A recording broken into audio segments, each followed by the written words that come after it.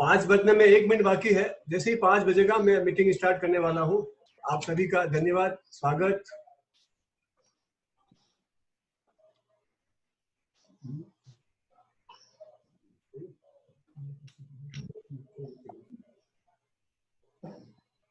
सबको आवाज आ रही है मेरी? आवाज आ रही है। सही, ठीक है। हाँ, 5 बज गए हैं। मैं अब ये मंच स्टार्ट करता हूँ। आज का मीटिंग, आज का वेबिनार पोरवाल प्राइड मेवाड़ के मंच के ऊपर powerful Porwal personalities PPP webinar series के इस चौथे वेबिनार में मैं पधारे हुए सभी भाई बहनों का हार्दिक स्वागत, आपका अभिनंदन करता हूँ। जैसा कि मैंने कल भी कहा था, आज फिर दोहरा रहा हूँ। आज आपके साथ जो भी घर में उपलब्ध है, भले क्यों ना वो लेडीज हो, आप सब उनको साथ में ऑनलाइन करें या आपकी साथ में स्क्रीन में बिठाएं। आज का सेशन भी काफी इंफॉर्मेटिव होने वाला है। आज हमारा परम सौभाग्य कि हमें आज के साक्षात्कार के लिए वास गोविंदा मूल के हाल अहमदाबाद से हमारे सम्माननीय, हमारे मार्गदर्शक, सफल व्यवसायी, प्रसिद्ध समाज सेवी श्रीमान मिठालाल जी साहब पोरवाल से रूबरू होने का मौका मिला है। हालांकि अभी उनका स्वास्थ्य इतना अनुकूल नहीं है, फिर भी वो हमारे मध्य उपस्थित होने की कोशिश करेंगे और इसीलिए इस प्रोग्राम में आपके सहयोगी के लिए उनके दोनों सुपुत्र दिल्ली से श्रीमान राकेश जी पोरवाल और अहमदाबाद से ही रमेश जी पोरवाल साथ में हैं। मैं आप सबका अधिक समय न लेते हुआ आज के प्रोग्राम के होस्ट श्रीमान नरेश जी पोरवाल सूरत से हैं और श्री हिम्मत सिंह जी पोरवाल जो मुंबई से हैं। आज का साक्षात्कार दोनों बंधु लेने वाले हैं। मैं अब ये मंच उनको सुपुर्द करूं, उनसे पूर्व आप सभी बंधुओं का एक बार पुनः स्वागत करता हूं और अब ये मंच भाई श्री नरेश जी को टेक ओवर करता हूं। नरेश जी, टेक ओवर प्लीज। जय जिनेंद्र कैलाश जी। सबसे सर्वप्रथम हमारे मध्य श्री मिठालाल जी साहब पोरवाल पधार गए हैं, तो मैं चाहता हूं कि एक बार आप उनके स्वागत के बारे में 2 लाइन बोल देंगे कैलाश जी। हाँ, नहीं, रमेश जी कुछ बोल रहे हैं पहले। रमेश जी।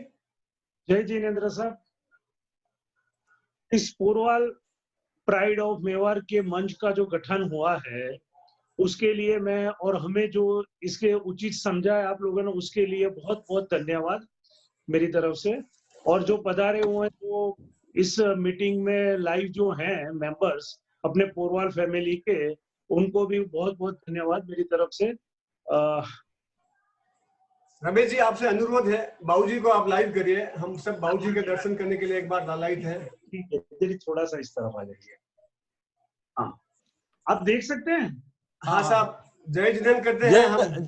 जय जिनेंद्र साहब, जय जिनेंद्र साहब, जय जिनेंद्र साहब। बाबूजी के लिए मैं कुछ 2 शब्द उनके स्वागत में, उनके सम्मान में बोलना चाहूंगा। मुझे अनुमति दीजिए नरेश जी। हाँ, आप अनुमति कैलाश जी। आप मैं सिर्फ शब्दों से उनका सम्मान कर सकता हूं क्योंकि कोरोना का काल है, सब हम अपने अपने घर पे बैठे हैं। शब्दों से मैं उनका सम्मान प्रेषित कर रहा हूं। श्रीमान मिठालाल जी साहब पोरवाल, मैं गोविंदा से ही मोहनलाल जी इंद्रावत का सुपुत्र कैलाश इंद्रावत अर्ज कर रहा हूं। आपसे सादर प्रणाम करता हूं। आपको यह मंच पूरे पोरवाल समाज की तरफ से नमन करता है क्योंकि वरिष्ठ नागरिक के रूप में आप पोरवाल समाज की अनमोल धरोहर हैं। आपके द्वारा प्रदत्त प्रत्यक्ष अप्रत्यक्ष सहयोग से समाज हमेशा लाभान्वित हुआ है। इसीलिए आपको सम्मानित करते हुए यह मंच गौरव का अनुभव कर रहा है और आप अपने भावी जीवन में निरोगी रहें, आपका चित्त समाधिमय रहे एवं साथ ही आपका आगे वाला जीवन तनाव मुक्त रहे, ऐसी यह मंच मंगल कामना करता है। आपको पुनः नमन, सादर जय जिनेंद्र। Ramesh ji, take over. जय जिनेंद्र। जी नरेश जी आगे बढ़िए। जय जिनेंद्र साहब। मैं पोरवाल प्राइड मेवाड़ मंच से मैं नरेश पोरवाल, सुपुत्र गणेश लाल जी पोरवाल, निवासी उदयपुर, हाल प्रवासी सूरत, जूम वेबिनार में पधारे सभी सदस्यों का स्वागत करता हूं। वेबिनार के चौथे संस्करण में मुझे एक ऐसे व्यक्तित्व का परिचय करने का सौभाग्य प्राप्त हुआ है जो हमारे पोरवाल समाज के प्रेरणा के स्रोत रहे हैं। गोगुंदा निवासी श्री मीठालाल जी साहब पोरवाल, हाल अहमदाबाद प्रवासी। आपका अहमदाबाद में सिंगल ट्रांसपोर्ट कॉर्पोरेशन में ट्रांसपोर्ट का व्यवसाय है।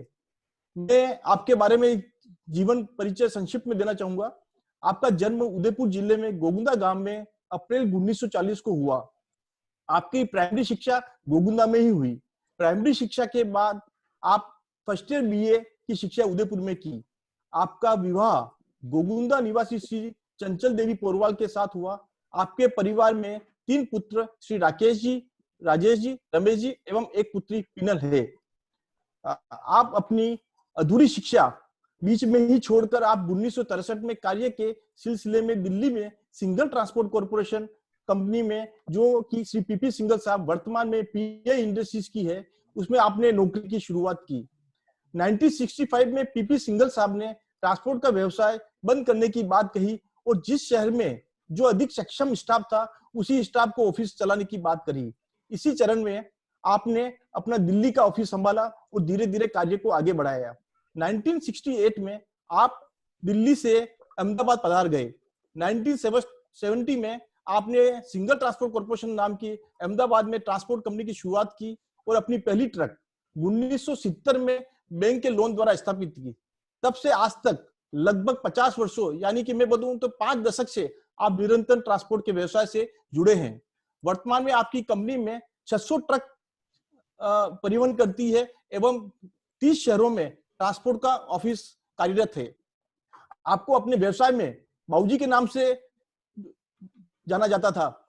इन 50 वर्षों में आपने काफी रिश्तेदार, भाई बहन एवं बच्चों को ट्रांसपोर्ट के व्यवसाय में जोड़ा। आपका सामाजिक एवं धार्मिक कार्यों में भी बहुत काफी जुड़े हुए थे। वर्तमान में भी आप राजस्थान हॉस्पिटल, शाहीबाग, अहमदाबाद के ट्रस्ट बोर्ड में शामिल है। शारीरिक अस्वस्थता के कारण आज वो हमारे वेबिनार में शामिल तो हुए हैं पर अपने जवाब नहीं दे पाएंगे।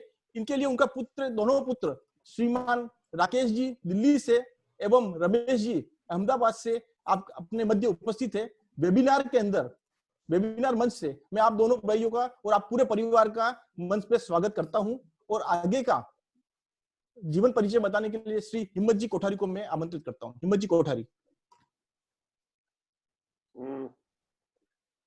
और जय जिनेंद्र। पोरवाल प्राइड ऑफ मेवाड़ के चौथे चरण में मैं हिम्मत पोरवाल, पुत्र श्री स्वर्गीय श्री रंगलाल जी पोरवाल, करणपुर वाला, मुंबई से वेबिनार में पधारे हुए सभी सदस्यों का स्वागत करता हूं। पोरवाल प्राइड ऑफ मेवाड़ के 3 सेमिनार की अपार सफलता के बाद आज हम चौथे चरण में शामिल हुए हैं। आज हम जिस शख्सियत से रूबरू हो रहे हैं उनका परिचय देने में समय सीमा भी कम पड़ जाएगी। आज हम मिल रहे हैं मेवाड़ के गोगुंदा गांव के समाज के भीष्म पितामह श्रीमान मीठालाल जी साहब पोरवाल। विराट और विशाल व्यक्तित्व के स्वामी हैं।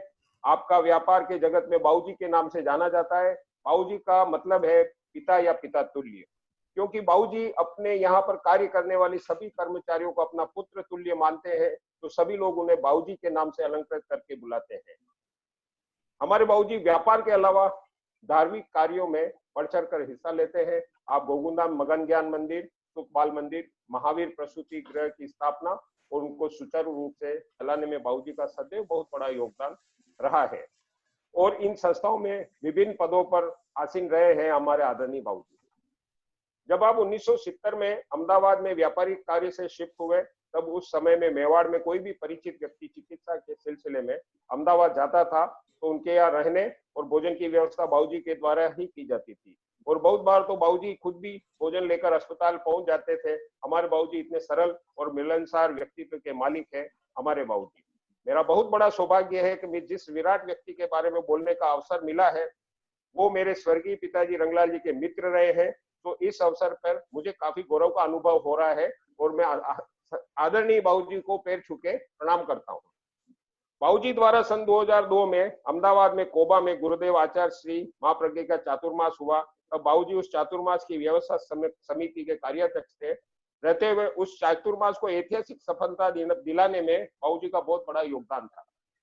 बाबूजी के गुरुदेव द्वारा बाबूजी को श्रद्धानिष्ठ श्रावक की उपाधि से भी अलंकृत किया जा चुका है। 1987 में बाबूजी के ट्रांसपोर्ट के व्यवसाय में नई पीढ़ी का आगमन हुआ। उसमें उनके बड़े पुत्र राकेश जी ने व्यापार में कदम रखा और 1990 में उनके पुत्र रमेश जी ने भी व्यापार से जुड़ गए। आज बाबूजी के पुत्रों का ट्रांसपोर्ट के अलावा ऑटोमोबाइल डिस्ट्रीब्यूशन व भूमि व्यवसाय, लैंड डेवलपमेंट और भी कई प्रकार के व्यवसाय में संलग्न है, जिसके बारे में भाई राकेश जी और रमेश जी प्रकाश डालेंगे। सबके साथ बाबूजी की तीसरी पीढ़ी भी उनके साथ व्यापार में शामिल हो गई है और उनका अहमदाबाद और दिल्ली में विभिन्न व्यवसायों में कार्यरत है। आज इस मंच से मैं बाबूजी की एक घटना का जिक्र करना चाहूंगा, क्योंकि मैं इस घटना का प्रत्यक्षदर्शी हूँ। भाई राकेश जी की जब शादी 1987 में उदयपुर में हुई थी, तब बारात निकली थी। तब उदयपुर के आसपास से गुजरने वाली सिंगल ट्रांसपोर्ट कारपोरेशन की जितनी भी ट्रकें थी, उनके कर्मचारियों को पता चला बाबूजी के बेटे की शादी है, तो वो सब अपनी ट्रकें रोककर उस शादी में शामिल हुए और उस वक्त बाबूजी ने उसे अपने परिवार का हिस्सा मानते हुए उनको अपना पुत्रवत सबको स्वागत किया। उस दृश्य को देखकर मन आत्मविभोर हो गया। ऐसे बड़े विशाल हृदय के स्वामी है हमारे बाबूजी। अब मैं मंच भाई नरेश जी को सौंपता हूँ। जय जिनेन्द्र। धन्यवाद हिम्मत जी, आपको परिचय बताने के लिए। वैसे तो परिचय के अंदर बहुत कम, जितना बोलो उतना समय कम पड़ जाएगा, पर इसी श्रृंखला में मैं भाई श्री रमेश जी अहमदाबाद को आमंत्रित करूंगा कि वो अपनी जीवन यात्रा इसमें हमारे को शेयर करें। भाई रमेश जी पोरवाल। जय जिनेन्द्र और जय मेवाड़। मैं जय मेवाड़ का ये जो मंच है आपका, उसके लिए बहुत बहुत आभारी हूँ इस मंच से।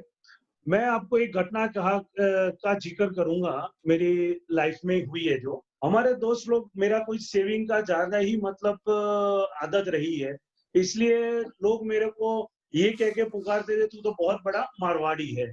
मैं अक्सर उनको एक ही चीज का जिक्र किया करता था, भाई मैं मारवाड़ी नहीं हूँ, मैं मेवाड़ी हूँ।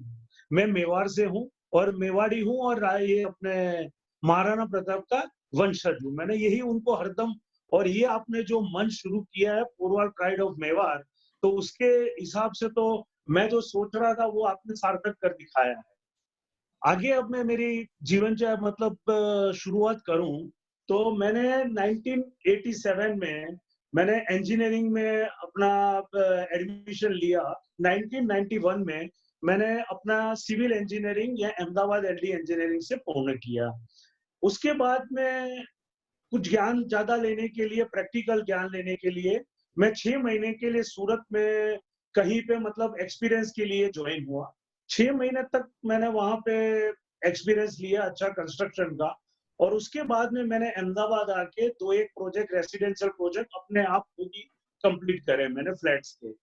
उसके बाद 2002 में जब आचार्य जी का चौमासा यहाँ फरमाया गया अहमदाबाद में, तब डैडी कार्यकारी अध्यक्ष होने के वजह से और थोड़ा सा उनका सामाजिक कार्य भी ज्यादा रहने की वजह से उसमें वो सेलिंग ज्यादा होने लग गए। इसकी वजह से मैं ज्यादा करके फिर अहमदाबाद ऑफिस ट्रांसपोर्ट व्यवसाय में जुड़ गया। कम से कम 5-7 साल का सफर हमने अच्छी तरह तय किया। फिर उसके बाद में 2009 में काफी दुखद घटना हमारे परिवार के साथ घटित हो गई। हमारे बड़े भाई साहब राजेश जी पोरवाल, उनका आकस्मिक मृत्यु का मतलब हुआ 2009 में। उसके बाद में हमारा प्रगति का थोड़ा सा मतलब हल्का सा स्टेगनेंट सा रहा, और 2012 में हमारी तीसरी पीढ़ी हमारी इसमें सेलिंग नहीं हुई। मोहित राकेश जी पोरवाल जो दिल्ली विराज रहे हैं, उनके लड़के उसमें शामिल हुए। उसके बाद में उस मोहित ने थोड़ा सा IIM अहमदाबाद से कुछ लेक्चर का कोर्स, मतलब कोई लेक्चर में कोई सेलिंग हुआ 15 दिन के लिए, और उसको उसमें कुछ राय मिली तो कुछ ऑटोमोबाइल सेक्टर में अपने इन्वॉल्वमेंट होना चाहिए। इसकी वजह से उन्होंने हमें यामाहा की डीलरशिप 2014 में हमने ली। उसमें हमें पता था तो ये यामाहा की डीलरशिप में ज्यादा कुछ हमें प्राप्ति नहीं होगी, क्योंकि इतना प्रोडक्ट, हमारा लक्ष्य था होंडा की डीलरशिप लेने का। इसकी वजह से हमने उसको 2 साल तक कंटिन्यू किया, और बाय लक हमें उस मौका मिल गया 2016 में और हमने होंडा की डीलरशिप ली। इसके बाद में बस सफर शुरू हुआ इस ऑटोमोबाइल सेक्टर में। हमने 5-7 फिर बाद में टीवीएस की भी डीलरशिप हमने ली। आगे बताइए नरेश जी। रमेश जी ने अपना संक्षिप्त पूरी व्यापार की अपने को सुनाई है। इसी क्रम में मैं श्री दिल्ली से श्री राकेश जी पोरवाल को अभी जोड़ना चाहूंगा, वो अपने स्मरण बताए अपने व्यापार के बारे में। श्री राकेश जी पोरवाल। जी साहब, सभी को जय जिनेंद्र। जय जिनेंद्र। यह हमारे पोरवाल परिवार का परम सौभाग्य है कि आज पोरवाल समाज और पोरवाल प्राइड मेवाड़ ने यह मंच साझा करने का हमें एक अवसर दिया है। वैसे कोरोना जैसी कठिन समय में किसी अच्छी बातों को फैलाना निश्चित रूप से दृढ़ मनोबल और आत्मविश्वास बढ़ाने वाला काम कहा जा सकता है, और दृढ़ मनोबल और आत्मविश्वास के साथ कार्य करने की सभी को विशेष जरूरत भी है। पूज्य माता पिता के आशीर्वाद और मार्गदर्शन से आज लॉजिस्टिक एवं ऑटोमोबाइल के क्षेत्र में हमारी कंपनी ने एक नया आयाम स्थापित किया है। सबसे पहले इसके लिए हमारे परिवार, कंपनी का पूरा स्टाफ और कस्टमर का मैं हार्दिक धन्यवाद देना चाहता हूं, जिनके सहयोग से हम आज इस ऊंचाई तक हम पहुंच पाए हैं। जी साहब। राकेश जी, आपका 94 से आपका सफर चालू हुआ, उसके बारे में थोड़ा हमने को बताएंगे स्मरण। जी, 94 में मैं अहमदाबाद से दिल्ली की तरफ आ गया था। दिल्ली ऑफिस था हमारा, वो शुरू में ही था, 70s से ही था हमारा ऑफिस यहाँ पे। तो यहाँ पे आकर के फिर मैंने संभालना चालू किया और यही इसी व्यवसाय को आगे बढ़ाने में ध्यान देने लगा। अभी सर आप किस ट्रांसपोर्ट के व्यवसाय में किस तरह से जुड़े हुए हैं साहब आप? तो टोटली लॉजिस्टिक्स का टोटल ऑपरेशंस जो है सारा सभी जगह का, पूरे कंट्री का, वो हम लोग देख रहे हैं। मार्केटिंग हम लोग देख रहे हैं, परचेजिंग वगैरह सारा हम लोग देख रहे हैं। यहाँ से गाड़ियों का बढ़ाना, खरीदना वगैरह सारा काम हम दिल्ली से ही करते हैं। मेंटेनेंस सारा दिल्ली से ही करते हैं। हमारा अपना ही हब है, रिपेयरिंग का यार्ड है, उसी में सारी गाड़ियां रिपेयर होती है, सब कुछ यही करते हैं। तो आप 600 गाड़ी का संचालन करते हैं, तो आप किस किस कंपनी के साथ जुड़े हुए हैं, थोड़ा बताएंगे सारे? ज्यादातर हम लोग टाटा और आइशर के साथ जुड़े हुए हैं। टाटा की गाड़ियां ज्यादा हैं हमारे पास और आइशर की भी कुछ गाड़ियां हैं हमारे पास। और आप किस चीज का लॉजिस्टिक ज्यादा करते हैं ट्रांसपोर्ट के व्यवसाय में? ज्यादातर हम लोगों के पास कई सेगमेंट्स हैं, जिसमें कि ऑटोमोबाइल के लिए हम लोग 2 व्हीलर कैरियर हैं, जो कि हम पूरे पैन इंडिया चल रहे हैं। और उसके बाद हमने जो कंटेनर्स बनाए थे 2015 के बाद, जो संख्या बढ़ाई थी हम लोगों ने, उसमें हम लोग कई कंपनियों के साथ जुड़े हुए हैं, जिसमें कि बजाज, ब्लू स्टार है, गोदरेज है, सिंगर इंडिया है, और टायर कंपनी में MRF है, सीएट है, गुडियर है। इन सभी कंपनियों के साथ हम लोग उनका ट्रांसपोर्टेशन का, लॉजिस्टिक्स का काम कर रहे हैं और पूरी कंट्री में कर रहे हैं। सभी जगह से माल उठाते हैं, सभी जगह डिलीवरी करते हैं। आपको इस ट्रांसपोर्ट के व्यवसाय के अंदर ऐसा भी कभी आता होगा, कभी उतार आया, कभी चढ़ाव आया, कभी अच्छा चला, तो उसके बारे में कुछ बताएंगे हमको? हाँ, बिल्कुल आया था कि करीब 2012 में हम लोगों ने ये व्यवसाय शुरू किया था ऑटोमोबाइल के अंदर। तो उस वक्त ऑटोमोबाइल कैरियर में 2 व्हीलर के ज्यादातर गाड़ियां मल्टी एक्सल, जिसको 10 व्हीलर व्हीकल्स कहते हैं, वो चलती थी। और उसमें करीबन हम लोग 65 2 व्हीलर कैरी करते थे। और गाड़ियां जो थी वो थोड़ी ओवर डायमेंशनल बनी हुई थी, जो गवर्नमेंट का लॉ होता है उसके थोड़ी ज्यादा बनी हुई थी। लेकिन 2015 के मिड में ही गवर्नमेंट ने लॉ निकाल दिया कि जितनी ओवर डायमेंशनल बनी हुई है वो सारी हम लोग उसका फिटनेस जो है वो कैंसिल कर देंगे। तो करीब 150 गाड़ियां हमारी उस मतलब 2 साल भी नहीं हुए थे काम को, और इतना बड़ा सेटबैक आ गया कि अब ये गाड़ियां काम नहीं लगेगी और अपना जो पूरा बिजनेस है वो पूरा ही मतलब ऐसा लगने लगा कि रुक सा जाएगा। तो हम लोगों ने क्या सोचा कि उन्हीं गाड़ियों को हम लोगों ने कंटेनर में ट्रांसफर किया और FMCG बिजनेस की तरफ जाना शुरू कर दिया। जो जनरल गुड्स होता है उसको ट्रांसपोर्ट करने में उन गाड़ियों को यूज करना शुरू कर। 2 व्हीलर के लिए जो जो ऐसा रूल्स के हिसाब से जो गाड़ियां चलती है, वो गाड़ियां हमने दोबारा से हमें डालनी पड़ी 200 गाड़ियां, जिसकी वजह से हमें बहुत नुकसान भी हुआ। लेकिन ये है कि इस नुकसान में हमें एक नया बिजनेस डेवलप करने का मौका मिल गया, जो कि हम लोगों ने एफएमसीजी के ट्रेड में हम लोग आ गए। ठीक है। तो अभी मैं भाई श्री राजेश जी से, रमेश जी से एक क्वेश्चन पूछना चाहूंगा कि आपने इतना बड़ा व्यापार का, बाबूजी ने इतना बड़े व्यापार का साम्राज्य स्थापित किया, तो इसके बारे में आप जर्नी किस तरह, किसको योगदान देंगे भाई रमेश जी? रमेश जी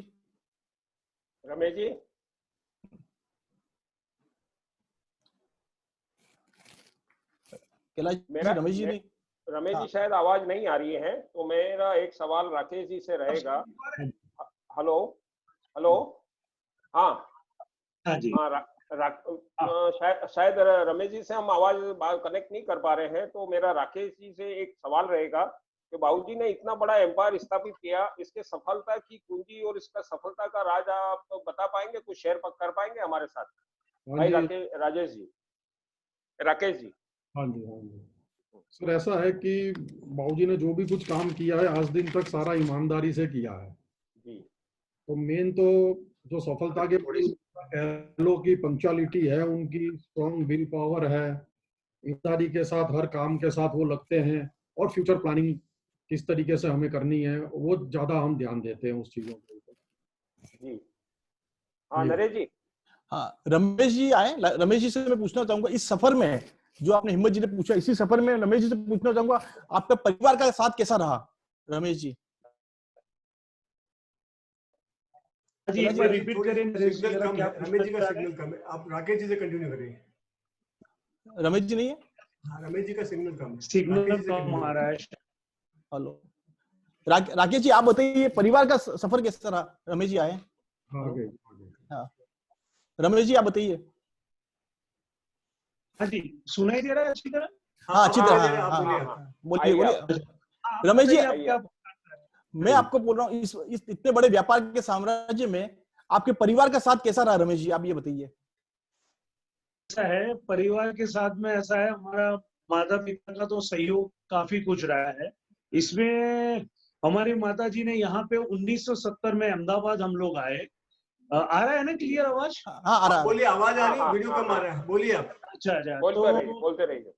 1970 में हम अहमदाबाद जब हम आए, तब हमारी पढ़ाई के लिए हमारी माता जी ने हमारे पढ़ाई सबकी इंग्लिश मीडियम की स्कूल में ही कराई। रचना नाम की बहुत ही बढ़िया स्कूल थी, भले उसमें आर्थिक हमारा उस वक्त स्थिति नहीं थी सही, फिर भी मम्मी ने यही चाहा तो सबके बच्चों की पढ़ाई इंग्लिश मीडियम में हो गए तो उनकी आगे जाके अच्छी सी मतलब प्रगति हो सके, इसलिए उनका साथ अच्छा रहा।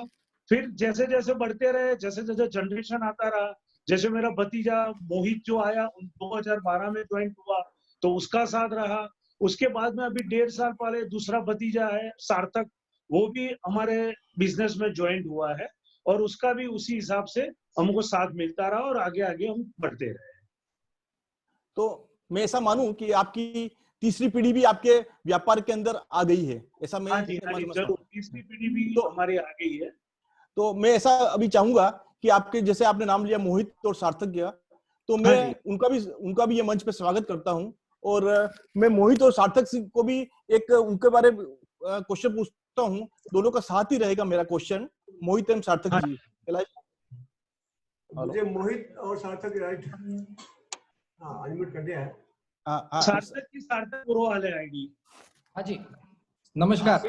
ये राकेश जी के पुत्र आ गए। नमस्कार। हाँ नमस्कार। राकेश जी के पुत्र आ गए हैं। रमेश जी, नरेश जी सवाल कीजिए इनसे। राकेश जी के पुत्र आ गए हैं। मेरा मोहित राकेश जी पोरवाल एवं सार्थक राजेश जी पोरवाल से मेरा दोनों का ज्वाइंट क्वेश्चन ही है कि आप अपनी पढ़ाई पूरी करके ट्रांसपोर्ट एवं ऑटोमोबाइल के व्यापार में आए हैं। आपने अपने दादाजी एवं पिताजी के ट्रांसपोर्ट के अंदर क्या क्या आप अपनी पढ़ाई का परिवर्तन कर पाएंगे, और आपको ट्रांसपोर्ट और ऑटोमोबाइल सेक्टर का फ्यूचर क्या लगता है, और इसके अंदर आप किस तरह से आप टेक्नोलॉजी को डाल सकते हैं? मैं पहले मोहित जी को पूछना चाहूंगा, फिर उसके बाद सार्थक जी को। नमस्कार मोहित जी। सर जैसा कि अभी टेक्नोलॉजी काफ़ी ज़्यादा चेंज हो भी रही है ऑटो सेक्टर में, जैसा कि हम देख रहे हैं धीरे धीरे सर इस ट्रेड में चैलेंजेस काफ़ी ज़्यादा थे। जैसे कि हम स्टार्टिंग से ही देखते जा रहे थे, हमें ऑपरेशन के इश्यूज वगैरह आज की डेट में काफ़ी ज़्यादा थे। धीरे धीरे पिछले 5 से 10 सालों में जितना भी चेंजेस आया है इस सेक्टर में, हर ट्रक में हमने जैसे जीपीएस लगाया है, ड्राइवर्स को ट्रेनिंग दिया है, अब काफ़ी ज़्यादा इसमें चेंजेस आ चुका है जो कि पहले नहीं था। ये सारी की सारी चीजें अब धीरे धीरे जैसे टेक्नोलॉजी का साथ मिल रहा है हम सबको, तो फिर ये काफी सारे चेंजेस आ रहे हैं और हमारा जो काम है वो अच्छे तरीके से हो रहा है जी। इस बारे में सार्थक जी क्या बोलेंगे? सार्थक जी को भी मैं लाना चाहता हूँ। सभी को नमस्कार। जैसे कि अपन सभी जानते हैं कि अभी जो पूरा एरा है वो पूरा डिजिटल का एरा है, तो आज के टाइम में टेक्नोलॉजी का एक बहुत ही इम्पोर्टेंट रोल है हमारे बिजनेस में। जैसे कि मोहित भाई ने बताया कि हम हर व्हीकल्स में जीपीएस लगाते हैं। सेकेंडली, हमारा जो अकाउंटिंग का सिस्टम है वो पूरा का पूरा हम ईआरपी पे शिफ्ट करने की कोशिश में लगे हुए हैं, जो अभी हम काफी जल्द कर भी लेंगे। तो आजकल डिजिटली सारी चीजें हम मैनिपुलेट कर रहे हैं यहाँ पे, जिससे कि हम एक्सपेक्ट कर रहे हैं कि हमारे प्रॉफिट मार्जिन और बढ़े और हमारे को जो चैलेंजेस आ रहे हैं ग्राउंड लेवल पे वो हम इजीली ओवरकम करके और we should gain more success. We just hoping for this. मैं मोहित जी से और सार्थक से ये पूछना चाहूंगा कि पहले गाड़ियों के एक्सीडेंट होते हुआ करते थे, उसमें काफी परेशान रहते थे। अभी जो नई टेक्नोलॉजी आई है उसके अंदर ये आप किस तरह से मैनेज कर पाएंगे? ट्रांसपोर्ट एक्सीडेंट केसेस है, गाड़ी का थेफ्ट होना है, इस तरह से। सर जैसे कि सार्थक, सर हाँ बोलिए मोहित जी। जैसे कि सर हमने अपने जीपीएस लगाए हैं उसमें काफी सारे फीचर्स भी है, जैसे कि हम ड्राइवर की स्पीड भी मैनेज कर सकते हैं। अगर ड्राइवर ओवर रेसिंग कर रहा है तो हमको अपने फोन के ऊपर एसएमएस भी आएगा कि ये वाला व्हीकल जो है आपका ओवर स्पीडिंग कर रहा है। इसमें एक राइट। फीचर और है कि अगर हमने कोई भी पर्टिकुलर रूट एक डिफाइन करके रखा है कि हमारा ये जो व्हीकल है सिर्फ हाईवेज के थ्रू ही जाएगा, अगर वो डाइवर्ट होता है या फिर कहीं भी वो नैरो रोड्स के ऊपर जाता है तो हमको पता चलता है वो उस डिवाइस के थ्रू, सिर्फ ये टेक्नोलॉजी के थ्रू ही पॉसिबल हुआ है कि इसके थ्रू जो एक्सीडेंट्स है वो कम है। इससे हम ये माने कि आपकी नई जनरेशन ट्रांसपोर्ट में आने से ट्रांसपोर्ट का बिजनेस काफी तरह से एक अच्छी तरह से होगा। बिल्कुल सर, बिल्कुल। इसमें मेरा ये मानना है सभी से कि खाली ट्रांसपोर्टेशन इंडस्ट्री ही नहीं, बट आजकल अगर अपने जितना टेक्नोलॉजी का यूज कर सकते हैं तो वो शायद ट्रांसपोर्ट नहीं, सभी बिजनेसेस के लिए बहुत ज्यादा इंप्रूवमेंट हो सकता है उसमें। एंड जैसा कि मोदी जी ने बोला है कि and we are all expecting के 2030 तक around 80% of all the businesses in India will also be digital. तो बस हम उसी की शुरुआत में है, आप ये कह सकते हैं, और हम कोशिश करेंगे हम कितना जल्दी ये सब जो है वो डिजिटलाइज कर सकें। अभी मेरा मोहित जी और साथी दोनों से क्वेश्चन है कि पापा ने अपने बिजनेस को 600 ट्रक तक पहुंचाया है, आप क्या प्रिडिक्शन करते हैं कि आगे आप कहां तक पहुंचा और करेंगे, इतना अच्छा कर पाएंगे? सर ट्रकिंग में मैं आपको ये कहना चाहूंगा sir, trucking is just a part. Okay. इसमें वेयर हाउसिंग भी है, पैकेजिंग भी है। It's all a 3PL company that we are planning. तो trucking is just a part that the 600 vehicles जो है सिर्फ एक नंबर है सर। उसमें हम वेयर हाउसिंग में भी शिफ्ट हो गए, धीरे धीरे हम पैकेजिंग में भी जाएंगे, मार्केटिंग में भी जाएंगे। जैसे हमने आज होंडा का डीलरशिप लिया है सर, आने वाले टाइम में हम धीरे धीरे इसको और बढ़ाएंगे काम को। हर सेक्टर में हम शिफ्ट होना चाहेंगे सर। बहुत बहुत धन्यवाद मोहित जी और सार्थक जी का। हिम्मत जी को मैं मंच दूंगा। हिम्मत जी, आप कुछ क्वेश्चन राकेश जी और रमेश जी से। तो फिर बंद कर दो। मैं अभी आमंत्रित करूंगा राकेश गोल्ड पॉइंट से, वो रमेश जी से एक सवाल करेंगे। Mister Rakesh gold point Mumbai. Rakesh gold point Mumbai. जय जिनेन्द्र रमेश अंकल, मेरा एक सवाल है आपसे। मैं पिछले 10 सालों से बॉम्बे पोरवाल समाज से जुड़ा हूं और अपने शेरा प्रांत से अहमदाबाद में काफी जने इलाज के लिए आते हैं।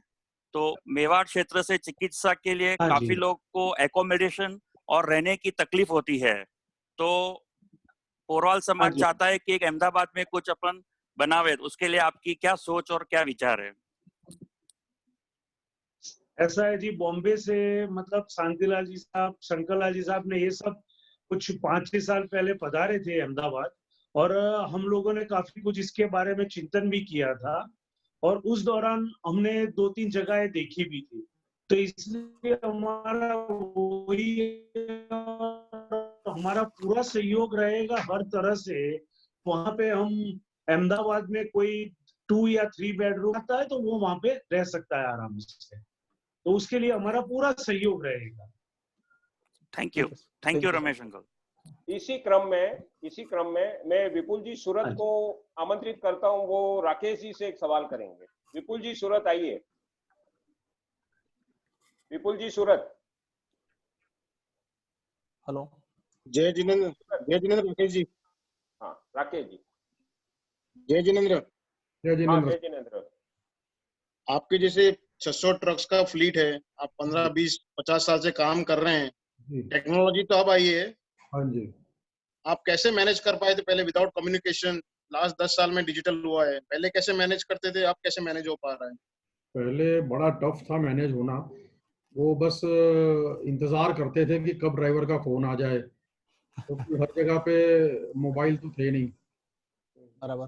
पहले लैंडलाइन पे ही काम हुआ करता था, तो बहुत सारे इश्यूज रहते थे। जो थेफ्ट का इशू रहता था, सेफ्टी इश्यूज रहते थे, ड्राइवर की गाड़ी खराब हो गई तो ड्राइवर बता नहीं पाता था, कई प्रॉब्लम्स थे पहले। वो अब धीरे धीरे कम होते जा रहे हैं प्रॉब्लम्स जो हैं वो। ये मतलब चैलेंजेस थे इस ट्रेड के, जिससे कि कोई आना नहीं चाहता था। यहाँ पे रिस्क बहुत है इस ट्रेड के अंदर, तो अब जो है ये सब चीजें खत्म हो गई है। अब लोग अच्छी तरीके से इसको मैनेज कर पा रहे हैं, मेंटेनेंस से हो रहा है। गाड़ियों के जो डीलर्स हैं उनके ऑन द हाईवेज जो है वो रिपेयरिंग सेंटर्स वगैरह, सर्विस स्टेशंस वगैरह भी बहुत से बने हुए हैं। अब वो सब प्रॉब्लम्स खत्म हो गई है। तो पहले बहुत बड़े चैलेंजेस थे, लेकिन अब ऐसा कुछ भी नहीं।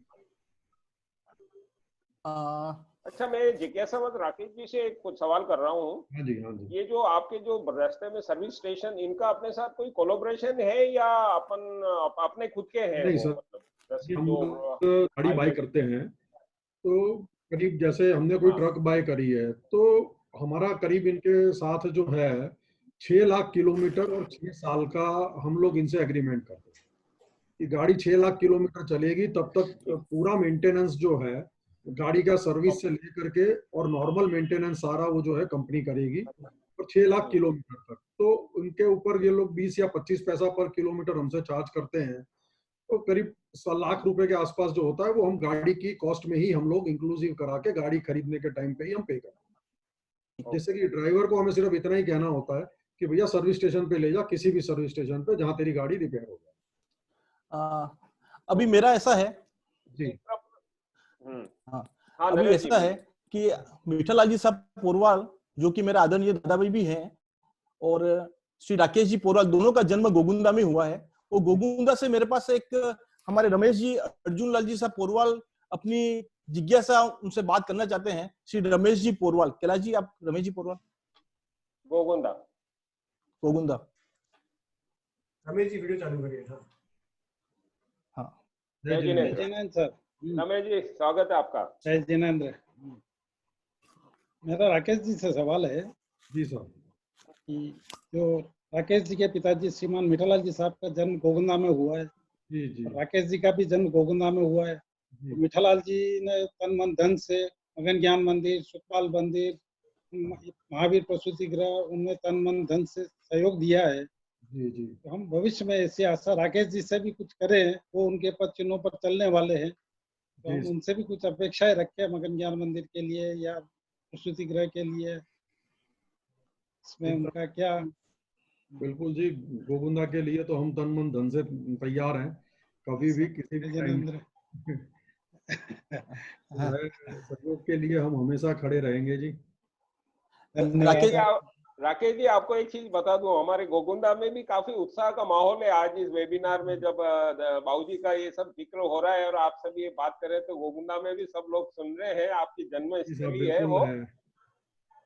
हाँ, करते हैं साहब, जब जाते थे गर्मियों की छुट्टियां में तो ज्यादातर गोगुंदा ही रहते थे। जब छुट्टियां में जाते थे, नानी जी का घर है, तो जी जी, अच्छा मिस करते हैं सर, आज भी मिस करते हैं। छुट्टियां गर्मी की बहुत बीताई है गोगुंदा। चलो बड़ी खुशी की बात है। इसी श्रृंखला में मैं राकेश जी और रमेश जी को एक युवा पीढ़ी के लिए आप क्या संदेश देना चाहते हैं? और मैं ऐसा बोलूंगा कि नया कोई भी एंटरप्रेन्योर ट्रांसपोर्ट के बिजनेस आते हैं उसके बारे में आप क्या मार्गदर्शन दे सकते हैं? राकेश जी और रमेश जी, कोई राकेश जी भाई। और ऐसा है, मैं किसी को भी मतलब कोई भी ये ट्रांसपोर्ट इंडस्ट्री में आना चाहे तो आज की डेट में सारी फैसिलिटीज अवेलेबल है, सारी टेक्नोलॉजीज अवेलेबल है। इंडस्ट्रीज के अंदर ये ले लिया गया है गवर्नमेंट की तरफ से, और बहुत ही अच्छा है। 100% डेडिकेशन की जरूरत है इस ट्रेड को करने के लिए, और अच्छे से किसी को भी आना चाहे तो अच्छी तरीके से आ सकता है, कोई प्रॉब्लम नहीं है ऐसी। नहीं, जनरली युवा पीढ़ी अभी इस ट्रांसपोर्ट लाइन से ऐसा बहुत ही तकलीफ वाला है, इसलिए मैंने रमेश जी को भी पूछना चाहूंगा, वो आप इस बारे में क्या बोलना चाहेंगे? रमेश जी। बस यही नरेश जी, इसमें यही कहना चाहूंगा। तो जैसे राकेश भैया ने बताया, तो इस फील्ड में जो भी आना चाहे तो हमारा उसके लिए पूरा सहयोग रहेगा। जिस टाइप की जैसे भी उसको हेल्प चाहिए हम उसको दे पाए। ठीक है, मैं अभी ये मंच कैलाश जी को देता हूँ। कैलाश जी कंटिन्यूस। कैलाश जी मंच वैसे 5 मिनट अभी और ले सकते हैं, आपको अगर कोई जानकारी बाकी रह गई हो और किसी पब्लिक में से भी किसी को क्वेश्चन पूछना हो तो मैं अभी 5 मिनट के लिए अभी और ओपन रखता हूँ। हिम्मत जी आप पूछिए कुछ। हिम्मत जी। हाँ, राकेश जी और रमेश जी, आज की युवा पीढ़ी को आप कोई ऐसा संदेश देना चाहेंगे कि जो आपकी सफलता में सबसे ज्यादा योगदान जिस चीज का रहा हो, आपका कोई ऐसा मूल मंत्र जो युवा पीढ़ी में आप देना चाहेंगे, कोई ऐसा जिससे कि सफलता के द्वार खुले उनके भी? आप तो वैसे भी इतने कामयाब हैं मतलब व्यापार में, तो कोई ऐसी कोई चीज या ऐसा कुछ बता पाएंगे? तो यही है कि किसी भी कार्य में हम अपना पूरा योगदान देते हैं 100%, तो सफलता प्राप्त हो सकती है। एक लक्ष्य निर्धारित करना पड़ता है कि इस लक्ष्य तक मुझे जाना है। वो लक्ष्य को रीच करने के लिए आपको चैन से नहीं बैठना है जब तक कि वो लक्ष्य आपको प्राप्त ना हो जाए। एक टारगेट बना करके ही आपको चलना पड़ेगा। किसी भी ट्रेड में जाएं आप, एक टारगेट जरूर होना चाहिए, एक सपना जरूर होना चाहिए जिसको पूरा करने के लिए पूरी मेहनत लगानी पड़ेगी। जी, बहुत खुशी की बात है। हाँ कैलाश जी अभी 2-3 मिनट ले लीजिए आप, क्योंकि अभी कुछ और बाकी रह सकता है। नरेश जी, आपके 1-2 क्वेश्चन मुझे लगता है बाकी रह गए हैं। हाँ, ट्रांसपोर्ट का राकेश जी फ्यूचर का क्या प्लानिंग रह सकता है? ट्रांसपोर्ट का लॉजिस्टिक के जिस तरह से कंपनियां अपना इतना बड़ा काम कर रही है, तो लॉजिस्टिक का क्या इसमें रोल रहेगा? तो लॉजिस्टिक्स का बहुत अच्छा रोल रहेगा आने वाले टाइम में। जैसे कि अभी आप देख रहे हो कोविड की वजह से चाइना से कई इंडस्ट्रियां यदि यहाँ पे आती है तो यहाँ पे भी मैन्युफैक्चरिंग हब्स बहुत ज्यादा बनेंगे। तो डोमेस्टिक लॉजिस्टिक्स है या इंटरनेशनल, सारा कुछ बढ़ेगा आने वाले टाइम में। वाटर से भी लॉजिस्टिक्स चलने वाली है, चल रही है, रेलवे से भी लॉजिस्टिक्स हो रही है। तो बहुत मतलब वेज हैं लॉजिस्टिक्स के और बहुत स्कोप है लॉजिस्टिक्स के अंदर। तो अंत में अपने व्यापार की तो बात कर ली है, आपका और रमेश जी का धार्मिक एवं सामाजिक कार्यों में आगे क्या हम समाज के लिए योगदान समझे? ऐसा है इसमें नरेश जी, इस सामाजिक कार्यों में देखने जाए तो डैडी जैसे यहाँ पे कोबा में ट्रस्टी मंडल में थे, तो हम भी उसमें यथासंभव हमारा सहयोग दे रहे हैं। एज अ ट्रस्टी भी हम भी हैं। 13 पंथ मेवाड़ मंडल है, उसका जो भवन का निर्माण होता है उसमें भी हमारा सहयोग रहता है। आज उसका संचालन में जो भी मीटिंग होती है में हम सहयोग देते ही हैं, उसमें जाते रहते हैं। एक अहमदाबाद का TPF 13 पंथ प्रोफेशनल फोरम है, वो पूरा इंडिया का अपना 13 पंथ का ही एक प्लेटफॉर्म है, तो हम उसमें भी अच्छा हमारा रहता है। यहाँ पे हम हॉस्पिटल एक छोटा सा चला रहे हैं यहाँ पे 13 पंथ, और हमारे यहाँ पे जो ट्रांसपोर्ट नगर सेक्टर है तो उसमें भी हम, जैसे ट्रांसपोर्ट नगर है तो उसमें कंस्ट्रक्शन का काफी कुछ रहता है, तो उसका कमेटी का पूरा चेयरमैन जो है कंस्ट्रक्शन कमेटी का मैं ही हूँ, और दूसरी अपने ये ट्रांसपोर्ट नगर में उसमें सेक्रेटरी, मतलब यथासंभव हमारे जितना हो सके हम उसमें सहयोग देते हैं हमारी तरफ से। धन्यवाद सर। कैलाश जी। अच्छा, मैं दो लाइन बोलना चाहूंगा। एक छोटी सी जिज्ञासा मेरी भी थी, मेरी भी एक जिज्ञासा है कि जैसे कि ट्रांसपोर्ट का बिजनेस, ट्रक चलाने के बिजनेस एक तरह से लोहे का बिजनेस माना जाता है, और लोहे का बिजनेस हर किसी को नहीं पलता है, ऐसा मैं सुनते आया हूँ। इसमें आपके इस ट्रांसपोर्ट बिजनेस में लक को ज्यादा मानते हैं या ये सब बातें को ज्यादा मानते हैं, या मेहनत को ज्यादा मानते हैं आप? और ऐसा है कि मैं अभी किसी संत की वाणी सुन रहा था, तो उन्होंने एक बात बहुत बढ़िया बताई थी मेरे को कि लक और मेहनत दोनों जरूरी है। आज उन्होंने उदाहरण दिया था कि ग्लास में दूध रखा हो, उसको मीठा करना है, तो चीनी डालने से कभी मीठा नहीं होगा, उसको हिलाना भी पड़ेगा। तो सेम चीज है साहब, धर्म भी जरूरी है और मेहनत भी जरूरी है। ये धर्म जो है वो यही चीनी है हमारे लिए, उसको ग्लास में डालेंगे, दूध में डालेंगे और फिर उसको हिलाएंगे। तो पुण्य भी होना जरूरी है, धर्म भी होना जरूरी है साथ साथ में, और मेहनत भी होना जरूरी है। दोनों चीजों को लेकर के चल सकते हैं। बहुत बढ़िया। तो अभी जैसे नरेश जी, आपको कुछ बाकी रहा है? नहीं, मैं एक लाइन बोलना चाहता हूँ। हिम्मत जी बोलो। हाँ, आदरणीय सभी सदस्यों से निवेदन है कि आपका अपना सहयोग इस मंच को आशीर्वाद के रूप में काफी अच्छा मिलता रहा है। हम चौथी कड़ी तक पहुंचे हैं। इसी कड़ी में 5वें चरण में हम कल 5 बजे आदरणीय मामा जी शांतिलाल जी मारू जी से रूबरू होंगे। तो आप सब पधार कर सेमिनार को सफल बनाएं। जय जिनेंद्र। आप सभी का धन्यवाद और आभार। और किसी को कुछ मेरे को लास्ट में बोलना है। हाँ जी, हाँ जी, सिंगल और अग्रवाल परिवार की ओर से हम सबका आभार एवं धन्यवाद व्यक्त करते हैं, और बहुत बहुत आभार एवं साधुवाद पूरी टीम को, सदस्यों को, जो सभी भाई बंधुओं को जिन्होंने समय निकालकर और वेबिनार सुना। थैंक यू साहब। धन्यवाद। आप सबसे कल रूबरू मिलेंगे 5 बजे इसी वक्त। आप सभी को धन्यवाद। जय जिनेंद्र, आपका आभार। जय मीटिंग में एंड कर रहा हूँ आप सबसे। जय जिनेंद्र।